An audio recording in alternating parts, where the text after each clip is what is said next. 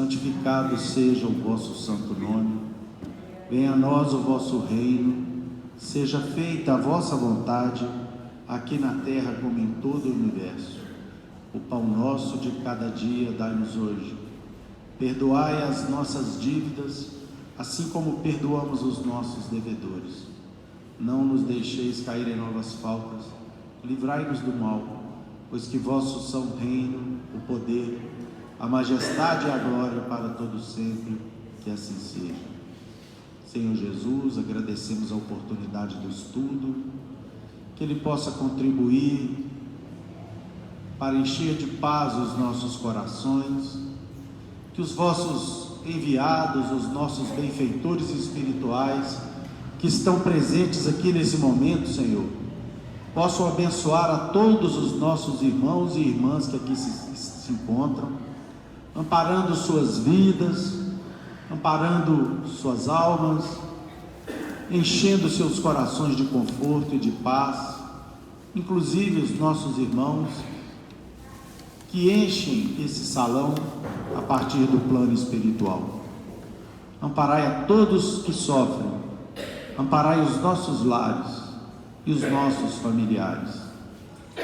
Em nome de Deus, de Jesus nosso Mestre, de Paulo de Tarso, patrono da nossa casa de oração, estudo e trabalho, os nossos benfeitores e amigos espirituais, nós estamos iniciando os nossos estudos dessa noite, na santa e bendita paz do Senhor, que assim seja.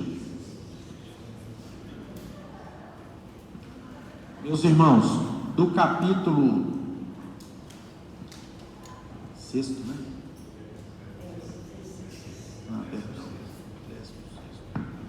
Do capítulo 16 do Evangelho segundo o Espiritismo, não se pode servir a Deus e a Mamon. Nós temos do evangelista Lucas o seguinte ensinamento de Jesus: salvação dos ricos. Ninguém pode servir a dois senhores, porque ou odiará a um e amará a outro, ou se prenderá a um e desprezará o outro. Não podeis servir simultaneamente a Deus e a Mamon. Lucas capítulo 16, versículo 13. Então, aproximou-se dele um mancebo e disse: Bom mestre, que bem devo fazer para adquirir a vida eterna? Respondeu-lhe Jesus: Por que me chamas bom? Bom só Deus o é. Se queres entrar na vida, guarda os mandamentos. Que mandamento, Senhor? Retrucou o mancebo. Disse Jesus: Não matarás, não cometerás adultério, não furtarás, não darás testemunho falso, honra teu pai e a tua mãe, e ama a teu próximo como a ti mesmo. O moço lhe replicou: Tenho guardado, Senhor, todos esses mandamentos, desde que cheguei à mocidade. Que é que ainda me falta? Disse Jesus: Se queres ser perfeito, vai, vende tudo que tens, dá-o aos pobres e terá um tesouro no céu. Depois vem e segue-me. Quando, ouvindo essas palavras, o moço se foi todo tristonho, porque possuía grandes haveres. Jesus disse então a seus discípulos: Digo-vos em verdade, que bem difícil é que um rico entre no reino dos céus. Ainda uma vez vos digo, é mais fácil que um camelo passe pelo buraco de uma agulha do que entrar um rico no reino dos céus. Dos evangelistas, registrado pelos evangelistas Mateus 19, 16 a 24, Lucas 18, 18 a 25, Marcos 10, de 17 a 25. Do livro dos Espíritos, a questão 915. Kardec faz a seguinte pergunta: por ser inerente à espécie humana, o egoísmo não constituirá sempre um obstáculo ao reinado do bem absoluto na Terra? Resposta dos Espíritos: é exato que o egoísmo é exato que no egoísmo tendes o vosso maior mal, porque ele se prende à inferioridade dos espíritos encarnados na terra e não à humanidade mesma. Ora, depurando-se por encarnações sucessivas, os espíritos se despojam do egoísmo como de suas outras impurezas. Não existirá na terra nenhuma criatura isenta de egoísmo e praticante da caridade? Há muito mais homens assim do que supondes. Apenas não os conheceis, porque a virtude foge à viva claridade do dia. Desde que haja um, por que não haverá 10? Havendo 10, por que não haverá 1000? E assim por diante? Passamos a palavra ao nosso irmão Whindersson para iniciar os comentários da noite.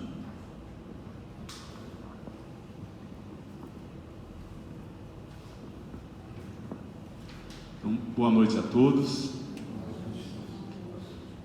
Estava pensando aqui que eu tentei minerar o máximo possível, mas que mesmo assim fiquei meio empolgado e trouxe um bocado de livro aqui. Mas vou tentar fazer um poder de síntese para que a gente possa aproveitar o máximo possível essa noite gostosa aí de terça-feira, não é isso? Nós tivemos a oportunidade, estamos tendo a oportunidade de reunirmos e aprendermos um pouco mais. E vejam bem o quanto que esse tema foi e é discutido. Vejam bem por quê. Na leitura do Euler, ele mencionou os evangelistas, não é isso? Lucas, tem o Marcos e o Mateus. Mas interessante, na hora que você vai revisitar as fontes e buscar mais informações, nós já vamos encontrar no livro Boa Nova que Filipe, Simão Pedro, Levi, André participaram dessas discussões, as quais nós estamos também nos debruçando aqui. E aqui então nós podemos depreender e compreender de que essa questão de não se pode servir a Deus e a Mamon é um determinante do qual nós devemos estar atentos. E na lógica da construção do próprio Evangelho segundo o Espiritismo, pelo capítulo 16, já nos dá algum sinal que nós já passamos pelas bem-aventuranças, não é verdade? Em que aqui nós vamos quase que aproximando para o final. Que esses então são aqueles retoques que o Divino Mestre vai nos conformando no nosso espírito. Portanto, é aquele momento, olha, você já passou por alguns conhecimentos e agora você vai começar a ter que fazer algumas escolhas. Não se pode servir a Deus e a Mamon, mas compete-nos agora então aprofundar para melhor entender, a partir, por exemplo, da compreensão do que seria essa questão do substantivo, por exemplo, Mamon. Do que nós estamos falando? Quando você revisita alguns livros aqui, por exemplo, o Espiritismo de Asa, ele traz uma referência aqui a Mamon como sendo um dos deuses adorados pelos sírios na antiguidade. Representava as riquezas e daí suas estátuas serem fundidas em metal precioso, como o ouro ou a prata. Mamon, numa outra referência, era uma divindade que os povos antigos, aí é mais abrangente que os próprios sírios, feita de prata ou de ouro, principalmente de ouro, representando mais ou menos o que representava o Júpiter dos romanos, isto é, os vícios da humanidade, com todo o seu cortejo, o que explica o pensamento de Jesus: não podeis servir a dois senhores ao mesmo tempo. Então, o que nós estamos falando? Olha, nós estamos diante de dois grandes pressupostos. Servir a Deus é estar de acordo com os propósitos, os preceitos de Deus, que nós já tivemos a oportunidade de aqui, revisitar, estudar, compreender. É isso? Sobretudo o que? Fora da caridade não há salvação. Praticar bem, Amai a Deus sobre todas as coisas e ao próximo como a ti mesmo. E o mamon? E o mamon, quando a gente busca e tem essa referência de que ele está vinculado à riqueza, à posse, à valorização do bem material, à valorização então e o culto dos vícios, sobretudo o egoísmo. Sobretudo o egoísmo. Então, o título do capítulo já nos faz a reflexão. Nós temos que escolher. O que eu faço aqui é alimentar o seu espírito para que você tenha o livre-arbítrio de poder decidir qual caminho que você vai seguir. Não tem como seguir os preceitos de Deus e os preceitos vinculados ao bem material. Se você escolher esse caminho, tudo bem. Você vai prosseguir, você só vai retardar a sua evolução. E isso não é interessante. Nós precisamos crescer, precisamos avançar. Como aparece aqui no Boa Nova, com a lição O Servo Bom, a condenação das riquezas se firmara no espírito dos discípulos, com profundas raízes, a tal ponto que, por várias vezes, foi Jesus obrigado a intervir de maneira a pôr a termo a contendas injustificáveis. De vez em quando, Tadeu parecia querer impor aos assistentes das pregações do lago a entrega de todos os bens aos necessitados. Filipe não vacilava em afiançar que ninguém deveria possuir mais do que uma camisa, constituindo uma obrigação, tudo dividir com os infortunados, privando-se cada qual indispensável à vida. Então, era algo que estava presente no meio dos discípulos, essa discussão, né? Deve ter, não deve ter, o que é vida simples, o que é ter posse, o que não é ter posse. E quando o pobre nos surge somente nas aparências, replicava judiciosamente Levi: conheço homens abastados que choram na coletoria de Cafarnaum como miseráveis mendigos, apenas com o fim de eximirem dos impostos. Sei de outros que estendem as mãos à caridade pública e são proprietários de terras dilatadas. Estaríamos edificando o reino de Deus se favorecêssemos a exploração? Tudo isso é verdade, redarquia Simão Pedro. Entretanto, Deus nos inspira sempre nos momentos oportunos, e não é por essa razão que deveremos abandonar os realmente desamparados.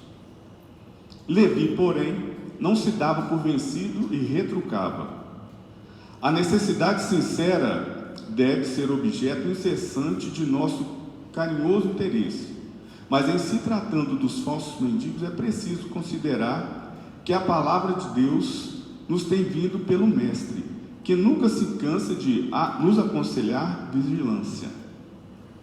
É imprescindível não viciarmos o sentimento de piedade, a ponto de prejudicarmos os nossos irmãos no caminho da vida, porque até então alguns relatos davam conta de que uns ou outros passavam, queriam se passar, como necessitados para obter algum lucro, e isso não poderia, evidentemente, contaminar o sentimento maior, que Jesus tentava ali pregar. O antigo cobrador de impostos expunha assim a sua maneira de ver, no caso aí era o Levi, né? Mas Filipe, agarrando-se à letra dos ensinos, replicava com ênfase: continuarei acreditando que é mais fácil a passagem de um camelo pelo fundo de uma agulha do que a entrada de um rico no reino do céu. Jesus não participava dessas discussões, porém sentia as dúvidas que pairavam no coração dos discípulos e, deixando-os entregues a seus raciocínios próprios, aguardava a oportunidade para um esclarecimento. Então, meus amigos, essas dúvidas, essas questões é comum entre nós, e fazer a diferenciação e o bom proveito dessa diferenciação é que a gente deve buscar, na verdade. Passava-se o tempo e as pequenas controvérsias continuavam acesas. Chegara, porém, o dia que o mestre se ausentaria da Galiléia para a derradeira viagem a Jerusalém. A sua última ida a Jericó, antes do suplício, era aguardada com curiosidade imensa. Grandes multidões se apinhavam nas estradas. Um publicano abstrato, de nome Zaqueu, conhecia o renome do Messias e desejava vê-lo. Chefe prestigioso na sua cidade, homem rico e enérgico, Zaqueu era, porém, de pequena estatura, tanto assim que, buscando satisfazer o seu vivo desejo, procurou acomodar-se sobre uma árvore, levado pela ansiosa expectativa com que esperava a passagem de Jesus. E aí nós já conhecemos também a história desse encontro de Jesus com Zaqueu. Mas Zaqueu era o quê? Um homem de posses. Jesus manifestou ainda? Não. Só estava presenciando e ouvindo as discussões dos apóstolos sobre essa questão da riqueza. Então aqui eu vou adiantar e vou chegar então, né? Então Jesus encontrou Zaqueu, desce dessa árvore porque hoje necessito da tua hospitalidade e da tua companhia. Ok. Então eles foram, Jesus foi, os apóstolos esteve também lá na casa de Zaqueu, e aí começam as outras percepções. Aproximava-se o crepúsculo, quando Zaqueu mandou oferecer uma leve refeição a todo o povo, em sinal de alegria, sentando-se com Jesus e os seus discípulos, sobre um vasto alpendre. A palestra versava sobre a nova doutrina, e sabendo que o mestre não perdia ensejo de condenar as riquezas criminosas do mundo, vejam bem, o mestre não perdia tempo para recriminar as riquezas criminosas do mundo.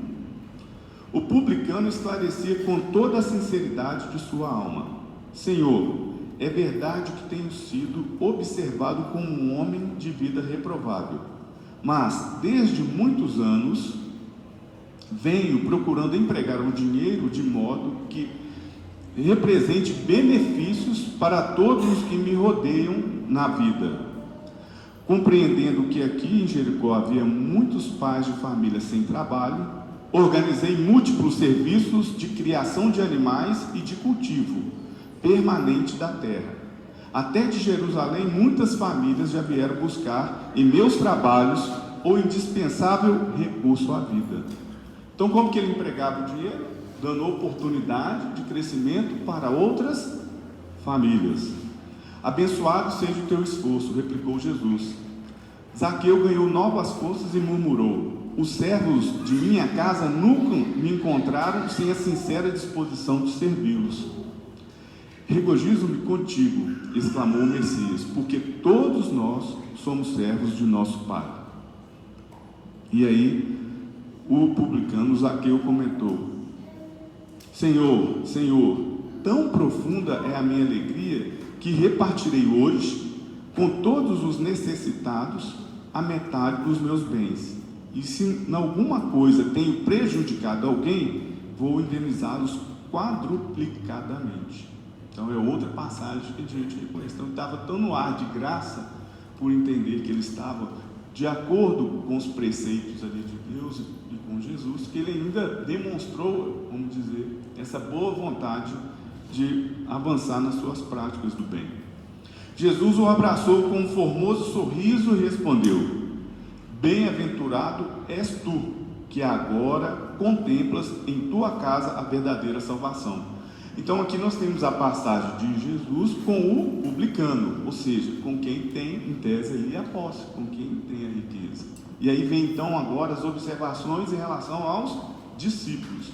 Alguns dos discípulos, notadamente Filipe e Simão, e vejam quantos aqui nós já falamos, né? E até agora não falou em Marcos, não falou em Lucas e nem em Mateus, mas o estudo dessa noite estão vinculados a partir do registro desses evangelistas, mas mostra que todos eles, ou praticamente todos eles, experimentaram, conheceram e aprenderam como lidar e ver essa questão da riqueza. Então, alguns dos discípulos, notadamente Filipe e Simão, não conseguiam ocultar suas deduções desagradáveis. Eles não haviam entendido ainda. mais ou menos aferrados a leis judaicas e atentando somente no sentido literal das lições do Messias, estranhavam aquela afabilidade de Jesus, aprovando os atos de um rico no mundo, confessadamente publicano e pecador. E como o dono da casa se ausentasse da reunião por alguns minutos, a fim de providenciar a vinda de seus filhos para conhecerem Jesus, Pedro e outros prorromperam numa chuva de pequenas perguntas. Por que tamanha aprovação a um rico mesquinho? As riquezas não eram condenadas pelo evangelho do reino? Por que não se hospedaram numa casa humilde, e sim naquela vivenda suntuosa, com contraposição aos ensinos da humanidade? Por que alguém servir a Deus e ao mundo de pecados? O mestre deixou que cessassem as interrogações e esclareceu com generosa firmeza: amigos, acreditais porventura que o Evangelho tenha vindo ao mundo para transformar todos os homens em miseráveis mendigos? Qual a esmola maior? A que socorre às necessidades de um dia ou que adota providências para uma vida inteira?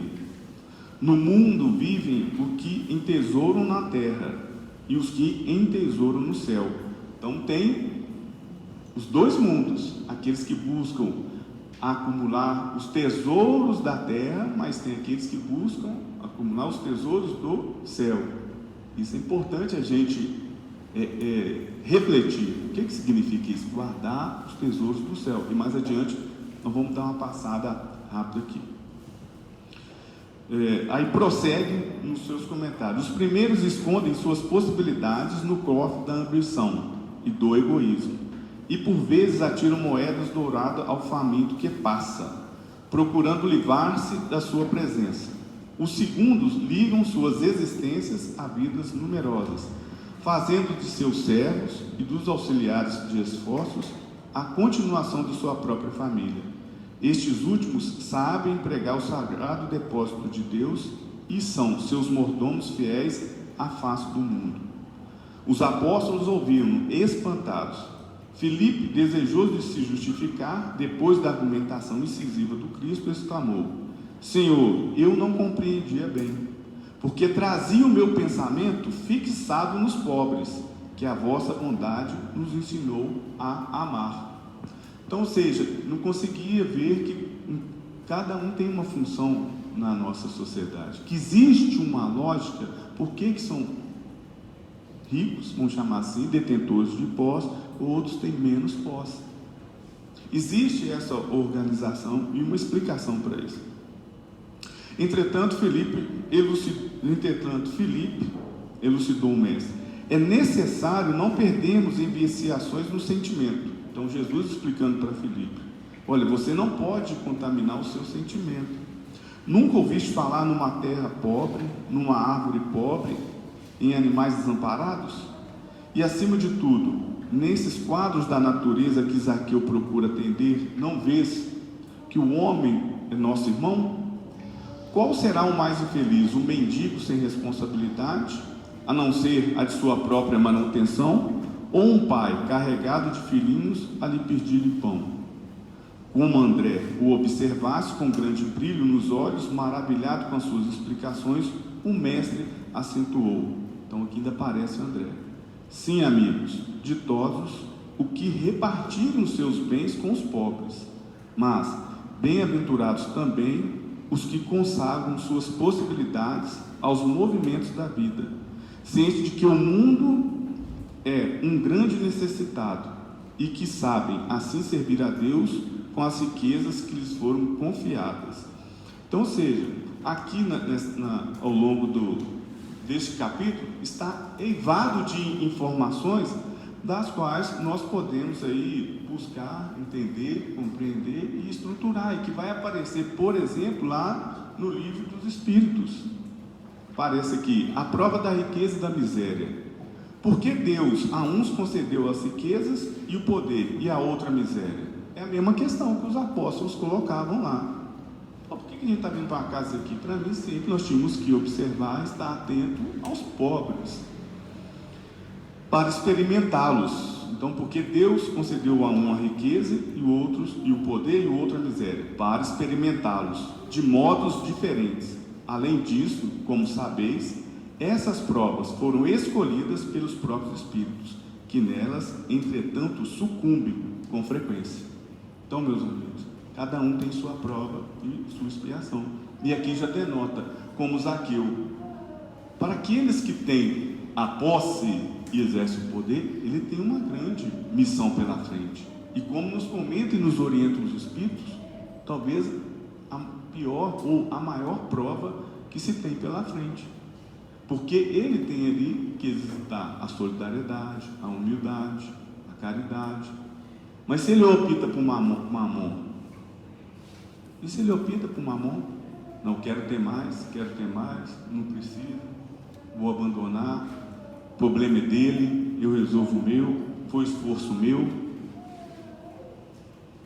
Aonde ele, como diz, o linear dele avançar ou permanecer por maior tempo na busca da evolução é muito grande. Qual das duas provas é mais terrível para o homem? Ou seja, da miséria, por exemplo, ou a riqueza? São no tanto quanto uma a outra. A miséria provoca as queixas contra a providência. A riqueza incita a todos os excessos. Estando o rico sujeito a maiores tentações, também não dispõe, por outro lado, de meios de fazer o bem? Então, você está sujeito a tantas tentações, mas ele também não tem meios maiores para fazer o bem? Mas é justamente o que nem sempre faz. Torna-se egoísta, orgulhoso e insaciável. Com a riqueza, suas necessidades aumentam e ele nunca julga possuir o bastante para si unicamente. Então, ou seja, mas por causa do egoísmo, do orgulho, da necessidade de querer mais, ele acaba, evidentemente, aí se desviando desse preceito, que é o que o nosso irmão Euler fez na leitura, ou quando trouxe a questão, por exemplo, 915. Pode ser inerente à espécie humana o egoísmo, por ser inerente à espécie humana, o egoísmo não constituirá sempre um obstáculo ao reino do bem? Então está buscando o egoísmo. Então o que ele está ressaltando aqui? Não se pode servir a Deus e a mamon. Quando a gente está vinculado a mamon, a questão da riqueza, da posse, nós estamos nutrindo quem que nós comentamos no início? O egoísmo, que é colocado pela doutrina, por exemplo, espírita, que é o nosso maior obstáculo do crescimento. Então, qual que é a grande mensagem que Jesus nos disponibiliza nesse momento? Gente, vamos refletir o quanto ainda guardamos de egoísmo. E aqui fala, qual que é a salvação do rico? Trabalhar o egoísmo. Trabalhar o egoísmo. E se formos buscarmos na lógica da posse verdadeira, o que é a posse verdadeira? Nós vamos encontrar aqui que a posse verdadeira é tudo aquilo que a alma pode levar. Essa que é a posse verdadeira. É tudo aquilo que a alma pode levar. Portanto, se eu ficar aprisionado tão somente à questão do bem material, eu posso estar fomentando, por vezes, o nosso egoísmo. Como dito aqui, mas a riqueza, então, ela é amaldiçoada? Não, não é isto. Ela tem a sua função. A questão é como que nós vamos, ou quem detém a riqueza, lida com a riqueza. Igual Zaqueu, ele soube lidar com a riqueza que ele tinha. Proveu trabalho, renda, emprego, condição de desenvolvimento de várias famílias. E aqui, nos comentários dos Espíritos, ao longo do capítulo, como por exemplo, nós temos Cheverus, o Fênelon e o Espírito Protetor, eles vão nos deixando algumas pistas do qual amplia essa lógica de que nós podemos também nos apropriar desse sentido, por exemplo, de que A riqueza concentrada em uma mão deve ser fonte de água viva, que espalha a fecundidade e o bem-estar ao seu detentor. Ou seja, ele é fonte de emprego, de trabalho, de renda, atuando como uma forma de prevenção da miséria. Vejam bem, se Zaqueu ofereceu oportunidade de trabalho, logo, se a família trabalha, ter seu sustento, não precisava às vezes de implorar uma ajuda. Não ia chegar, essa família não ia chegar numa petição de miséria. Mas se eu, por outro lado, me fecho, bloqueio em torno do meu casulo, em torno das minhas posses, não vou ajudar ninguém. Aí vem, é só financeiramente? Aqui também nós já escutamos. Não. E aí Cheverus vai ter um comentário, né? Rico, dá do que te sobra. Fazei mais. Dá um pouco do que te é necessário. O que nós estamos vendo? É um movimento. Não é só o que sobra, avança mais, dá aquilo que é necessário, mas você pode avançar mais ainda, é um trabalhinho. Mas dê com sabedoria. O que seria isso? Alivia primeiro, porque às vezes não vai ser o dinheiro necessariamente que vai fazer a diferença, não é? Então, detentor de posse, não, contribuir, às vezes não é a contribuição que a pessoa ou o mais próximo necessita. Alivia primeiro. Em seguida, informa-te e vê se o trabalho, os conselhos, mesmo a afeição, não serão mais eficazes do que a tua esmola. Porque às vezes o que se quer é uma atenção, é um carinho, é uma palavra, é um aconchego, uma oportunidade de trabalho que você pode criar aqueles que têm essa condição. Então, portanto, o que eles estão fazendo? Chamando a atenção que esse conceito é mais alargado e mostrando que a riqueza, ela é sim fonte do nosso crescimento, quando bem empregado.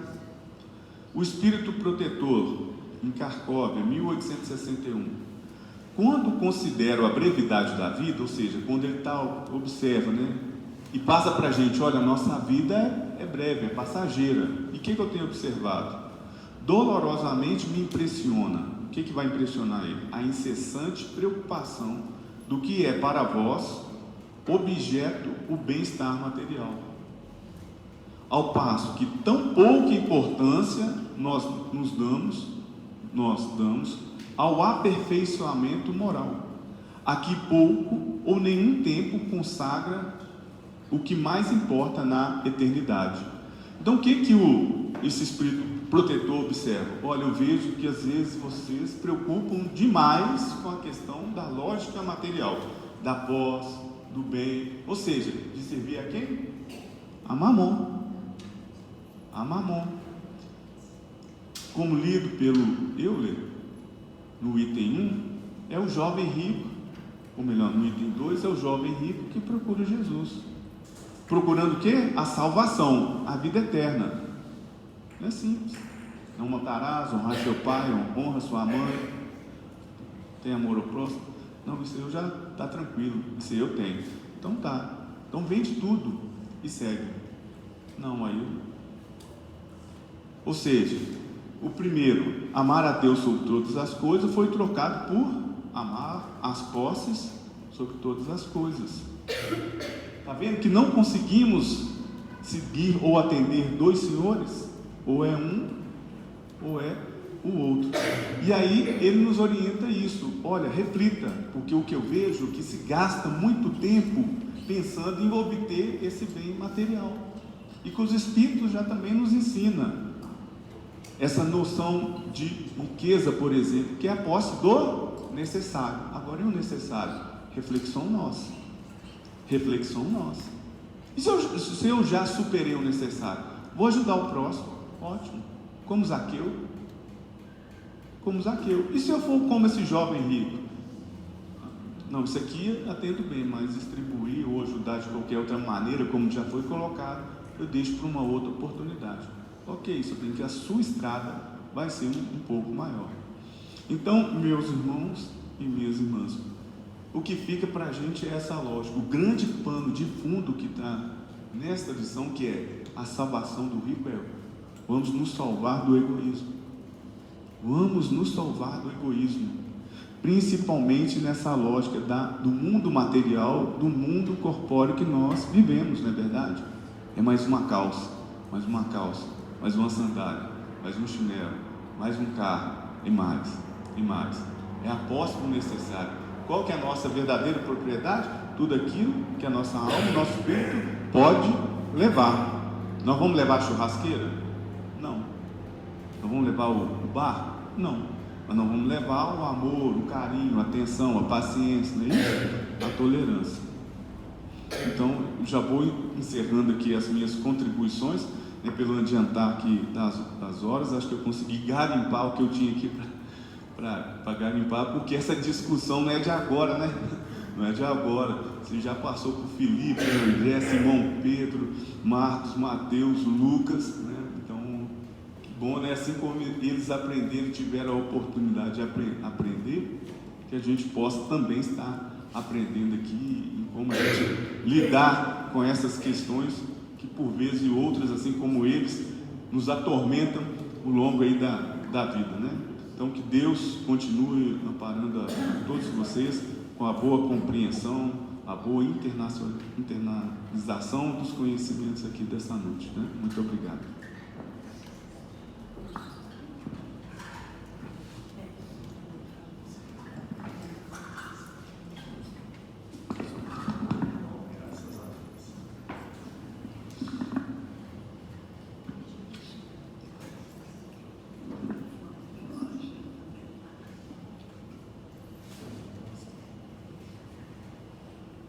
Meus irmãos, boa noite.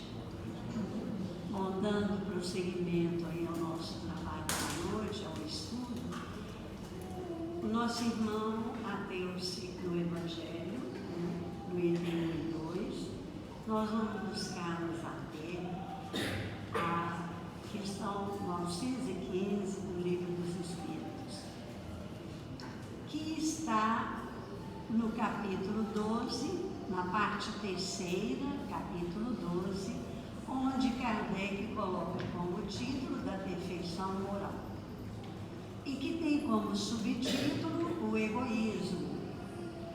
Nós temos aí, no item 2 do Evangelho, essa história do mancebo, desse jovem que era rico, que era conhecedor das leis divinas, porque ele era um judeu, um fariseu.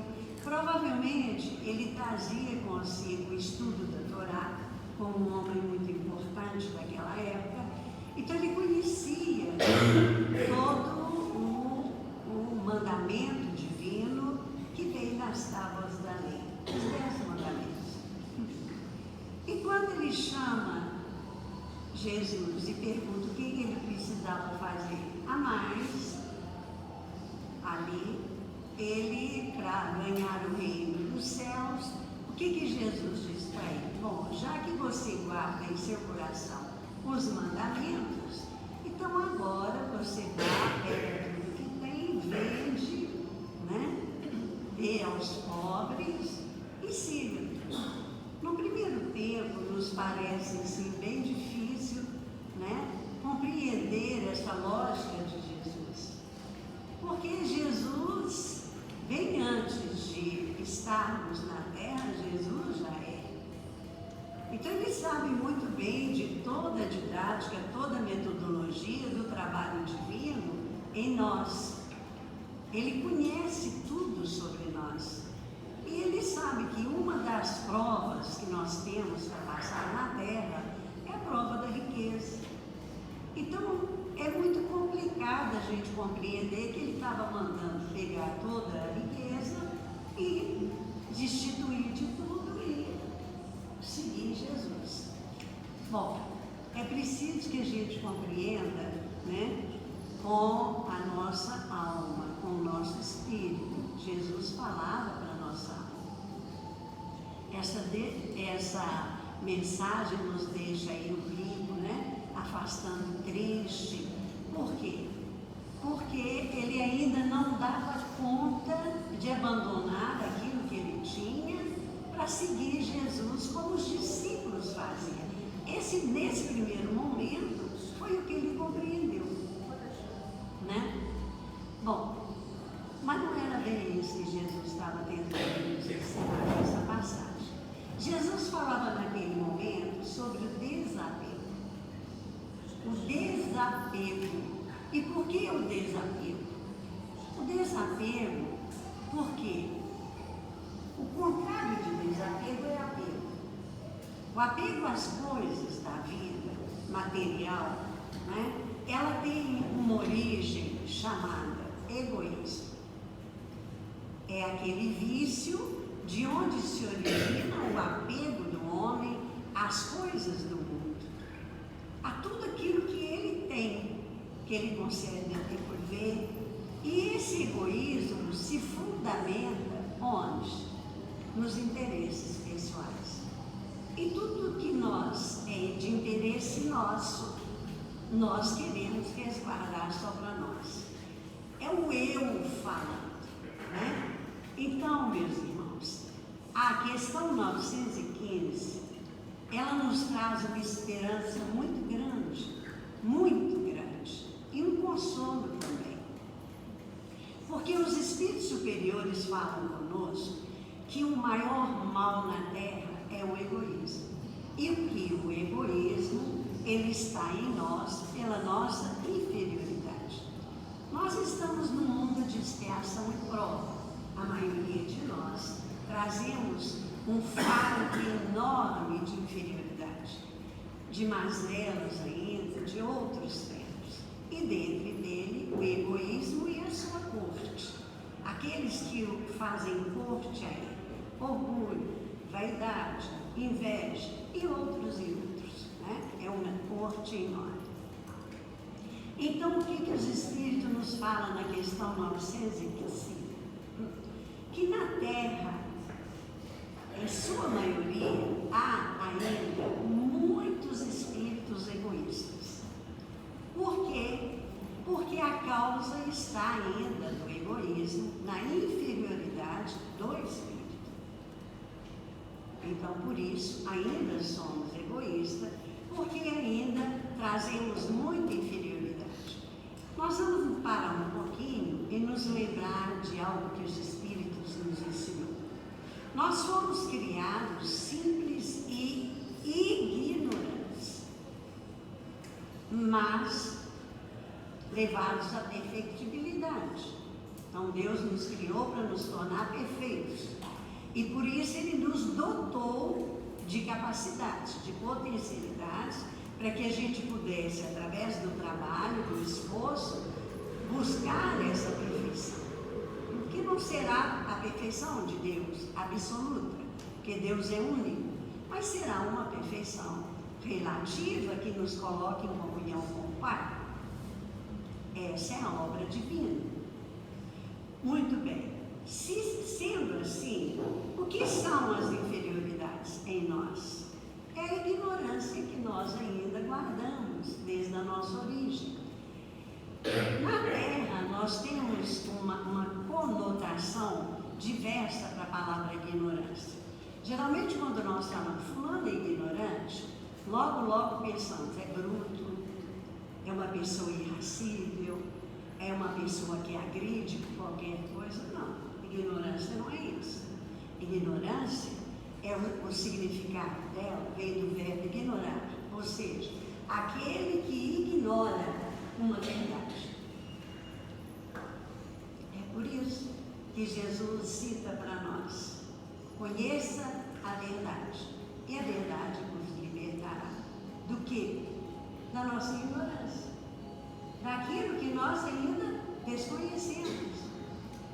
Por isso é que muitas vezes, quando alguém fala, você é egoísta, eu falo, não, com a mão, de mão bem fechadinha, de pé junto, como diz os antigos, não sou egoísta. Somos. Todos nós, em graus diferentes, trazemos ainda o egoísmo, que é o nosso eu. Os nossos interesses pessoais falam na frente de qualquer coisa. Muito bem. Então, continua os espíritos superiores na questão 915. Nem toda a humanidade é assim. Alguns espíritos são, mas nem toda a humanidade. E até mesmo encarnados no nosso meio, há espíritos que são isentos do egoísmo, que já conseguiram vencer o egoísmo, né? E que praticam o quê?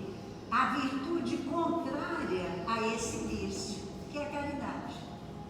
Mas a caridade real, aquela que é caridade que não fica somente na caridade material, que não fica somente na caridade moral, mas também a caridade essencial, que é aquela que nos leva a caminhar para dentro de nós, fazendo a mudança, a reforma íntima que nós precisamos fazer para que a nossa ignorância seja exilada ou alijada para fora de nós.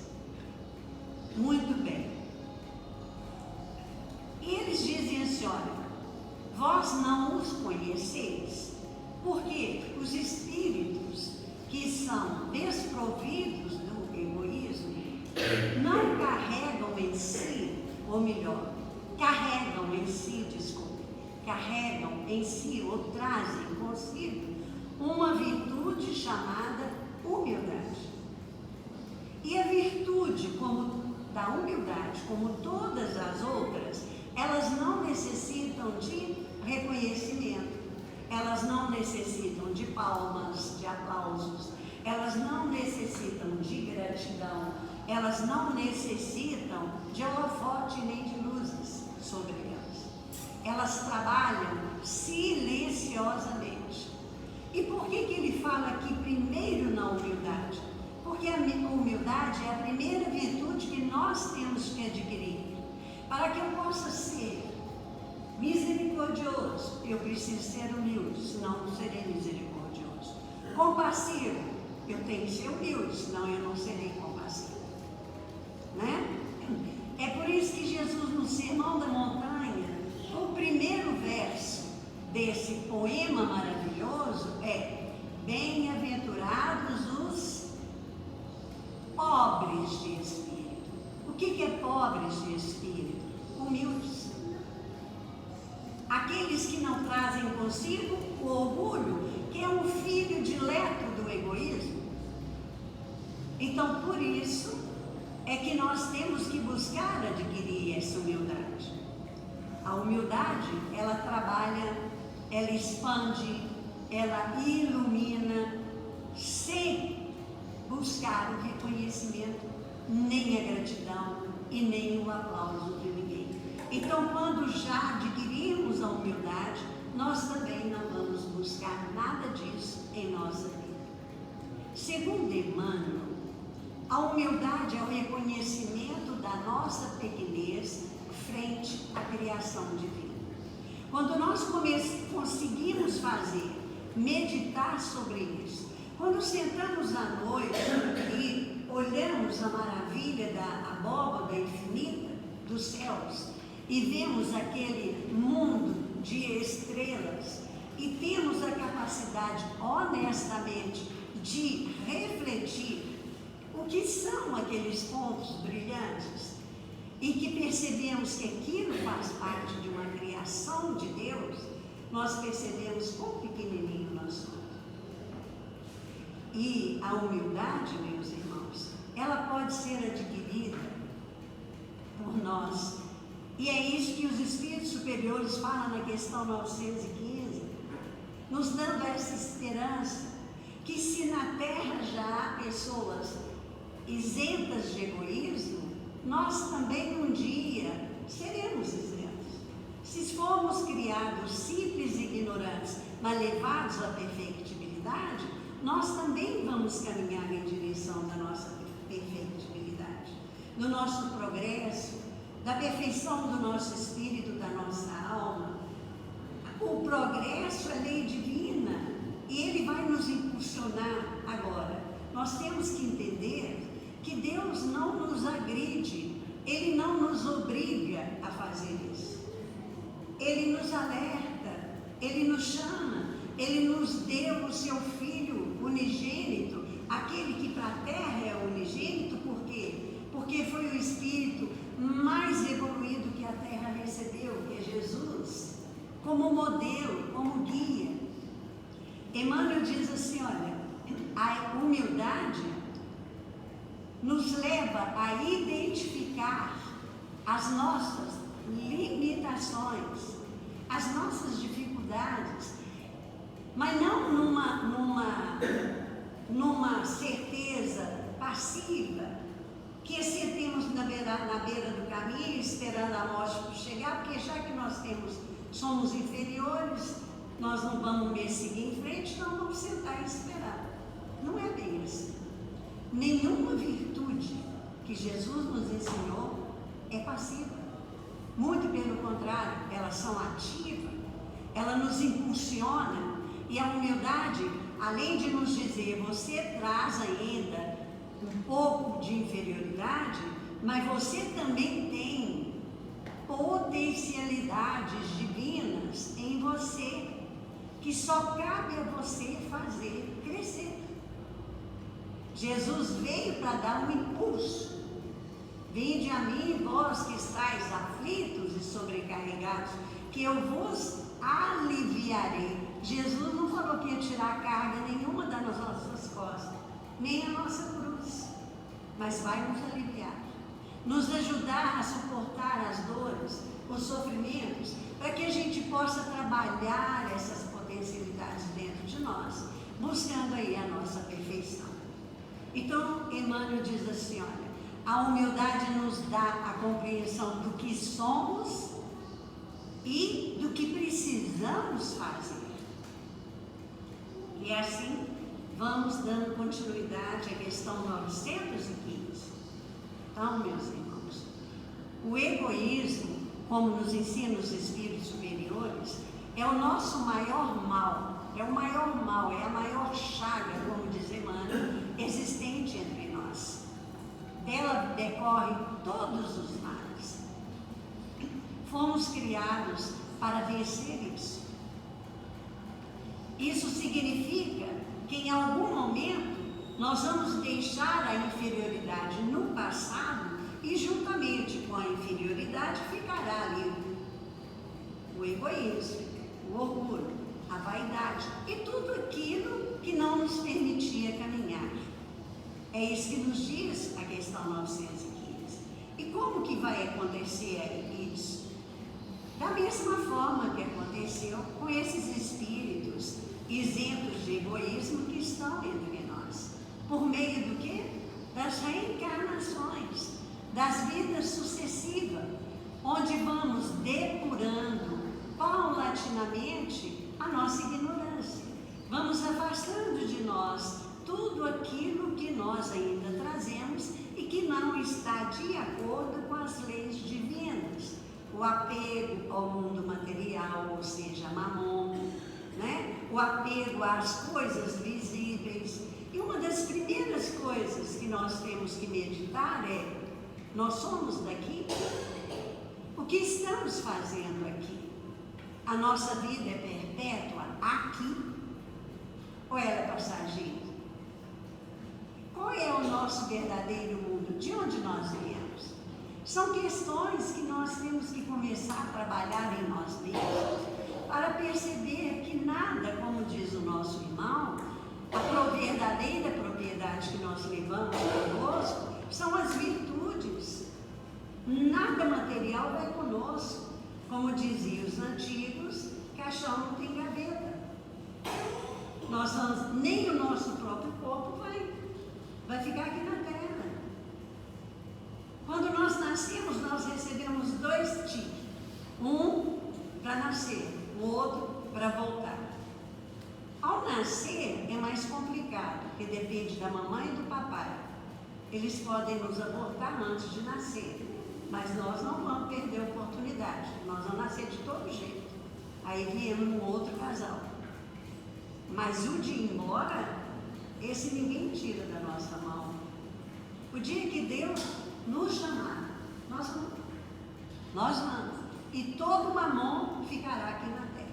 Tudo que construímos e que nos apegamos, e o apego não é só a riqueza, o apego é também aos filhos, à família, a religião, a única religião boa na vida é a minha. Apego, egoísmo. Porque o Cristo de Deus libera os seus discípulos, os seus apóstolos, e envia em todos os locais do mundo para que seja construído ali a ideia da religião universal, que é a religião do amor. Do amor. É isso que Jesus veio trazer. O amor por Deus, nosso Pai Criador, e o amor pelo nosso irmão, pelo nosso próximo. E amor significa desapego. Desapego. E aí, meus irmãos, continuo na questão 905. Da mesma forma que hoje há na Terra espíritos isentos de egoísmo, também nós um dia assim estaremos. É claro, meus irmãos, que vai depender somente de nós, do nosso próprio esforço, do nosso trabalho constante, da nossa vontade de buscar a nossa reforma íntima, porque Jesus não fará isso por nós. Vinde a mim e eu vos aliviarei, mas eu não vou tirar de vocês esse processo. Então, é necessário que compreendamos bem o ensinamento do Cristo. O Evangelho é a melhor arma que encontramos para as nossas imperfeições. Para aquilo que nós ainda ignoramos, que o Evangelho vai abrindo luz em nosso caminho. Ele os destrói através do quê? Da transformação da nossa ignorância, né? Numa força viva de fé. Porque é através dos ensinamentos cristãos que nós vamos começar a fazer a mudança. Então vai depender de nós. Ou nós começamos agora a ouvir o chamado do Cristo, vinde a mim, ou podemos deixar para a vida que vem. Não tem problema nenhum, o Cristo não vai se preocupar com isso, porque nós somos eternos. Só que não podemos esquecer que a lei é de causa e efeito. É uma lei divina. E se nós não acordarmos com o cantar do passarinho suave e melodioso, nós vamos despertar com o quê? O transformar das tempestades, né? Das enchentes, dos desequilíbrios. Isso no sentido espiritual, não é físico da terra não, viu gente? Das dores, dos sofrimentos, aí vão fazer a gente despertar. Então a escolha é nossa. Nós somos artífice da nossa própria existência. Ou ouvimos o chamamento agora, ou despertaremos com esse chamamento de uma forma mais sofredora, de mais perturbações para nós. Só com Jesus nós podemos vencer as sombras que habitam em nosso coração. Quando nós estamos com um problema seríssimo aqui na Terra, nós vamos atrás, muitas vezes, de mamão para resolver esse problema. Nós vamos atrás da própria terra para que resolva para nós o problema, para que nos traga a paz na nossa alma. Não vamos encontrar. Por isso é que Jesus disse certa vez para nós: eu vos dou a minha paz, não a paz que o mundo dá, mas a minha. Então não tem como encontrar solução nos nossos problemas se não for através do Cristo. Buscai primeiro o reino de Deus, a sua justiça, e todas as coisas vos serão acrescentadas. Então o trabalho é árduo, é difícil, a tarefa é longa para nós, mas não podemos desanimar. Precisamos continuar nos esforçando no caminho do bem. alegrar-nos com qualquer ação que fizermos dentro da caridade. Não importa se seja uma ação grandiosa ou média ou pequenininha, um copo d'água que eu dê na minha porta a uma pessoa sedenta. Estejamos alegres, porque é sinal de que o nosso coração, a nossa alma, os nossos sentimentos já estão sendo remodelados, modificados, transformados para o caminho do bem. Precisamos concentrar todo o nosso esforço nessa marcha, né? Nessa longa estrada chamada evolução. E não importa se sairmos daqui com a nossa bagagem bem pequenininha, não importa, nós já começamos os primeiros passos. E para Jesus isso é uma vitória. No reino de Deus há mais festas quando se encontra uma ovelha perdida.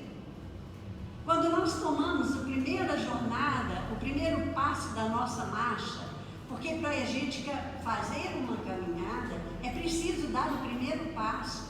Quando damos o primeiro passo, os céus se alegram, é sinal de que a ovelha está voltando ao redil. Quando perguntaram, Kardec pergunta aos espíritos superiores o que é a lei natural, eles respondem: é a lei divina, e o homem só será infeliz se afastar-se dela. Nós lembramos daquela simbologia lindíssima que Jesus nos falou: eu sou a videira da vida, e os ramos que se afastarem do galho principal não darão bons frutos.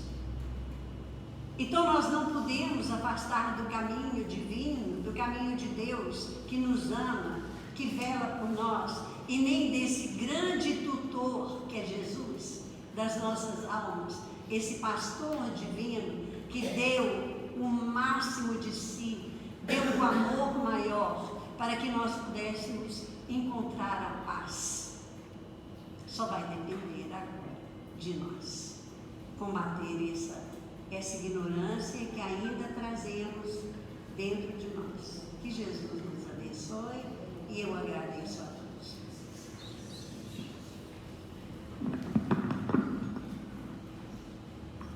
Meus prezados irmãos e irmãs, trago aqui uma observação dos irmãos encarregados aí da direção dessa casa. Nós todos sabemos que os estatutos da nossa fraternidade abençoada não trazem qualquer obrigação com relação a doações ou contribuições para aqueles que aqui frequentam. Nunca, jamais, nesses 70 anos de existência dessa casa, obrigou-se a quem quer que fosse, que viesse, a fazer qualquer tipo de contribuição, e é assim até hoje. Mas nós sabemos que uma casa como essa, o nosso solar, a nossa fraternidade espírita Paulo de Tarso, ela tem as suas obrigações de natureza espiritual, que são aquelas que nós estamos fazendo aqui, estudando juntos, nas diversas reuniões que temos aqui ao longo da semana. Mas nós temos também que atender aquilo que Jesus denominou naquele encontro com os doutores da lei. Nós temos que atender também as ordenações de César, né? Essa casa aqui, para poder manter-se rígida, nos abrigando a todos, ela requer manutenção, ela requer colaboradores remunerados, ela requer o atendimento aí das contas de energia, de água, etc. Então fica aqui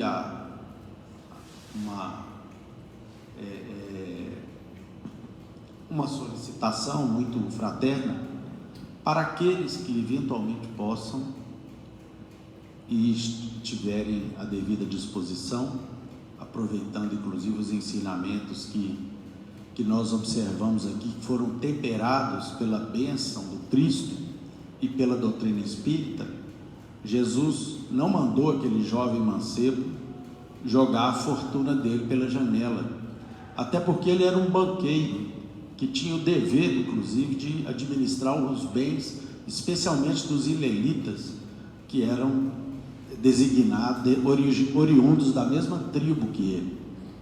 O que Jesus quis fazer com ele foi um teste. Falou: já que você orgulhosamente, vaidosamente diz para mim que cumpre todas as leis de Deus, já pensou? Cumprir os 10 mandamentos? Será que alguém aqui em sã consciência diria isso? Ou eu bato no peito e cumpro os 10 mandamentos? Possivelmente, certamente que não. Então o mestre falou: já que você cumpre os 10 mandamentos, meu irmão, vai lá, pega Jesus conhecia profundamente as pessoas, né? Pega o que você tem e distribui para os pobres. Na hora que você ficar livre disso, vem e me segue. É evidente que o mestre já sabia do final desse diálogo, né? Na verdade, ele fazia um convite à humanidade inteira para que não apenas se apegasse às coisas da terra, como nós vimos aqui pelos 2 irmãos que nos trouxeram as explicações dessa noite. Então, finalizando, fica aí o convite àqueles que puderem. Evidentemente não existe estipulação de valor, nem estipulação de periodicidade, apenas aqui um convite para aqueles que eventualmente tenham condições, para observarem aí as necessidades de uma casa espírita como a nossa, tá bom? Bom, meus irmãos, nós vamos encerrar os nossos estudos e orações dessa noite, e eu gostaria de pedir ao nosso querido irmão Arley para refazer a oração de encerramento.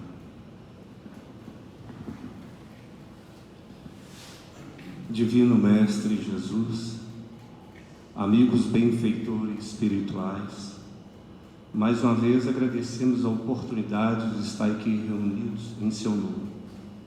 Divino amigo, agradecemos pelas leituras, pelos ensinamentos discorridos essa noite com bastante simplicidade e nos dando entendimento, mesmo diante de tantas limitações.